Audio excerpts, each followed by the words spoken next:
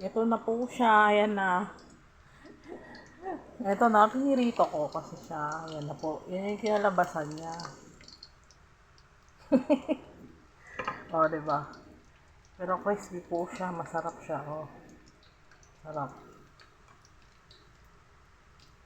Ito na po siya. Sarap siya. Malutong. Masarap talaga. As in. Ayan na po siya. Tapos, nasa sa inyo na po kung lalagyan nyo ng mayonnaise. Sa akin kasi nilagyan ko ng mayonnaise eh. Oo. Pang sauce niya lang po. Oo. Sausaw ko sa mayonnaise. Oo. Ano ba po? Ano na siya? Kainin ko na. Nakatago ako eh. No? Pansin.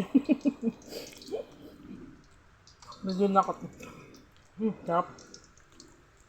Kaya ako eh. Tago ako kumakain ako. Pero po siya masarap siya talaga. Try niyo po.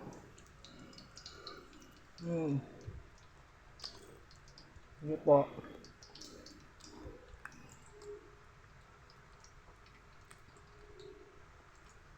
Yan po yung Pinoy version ng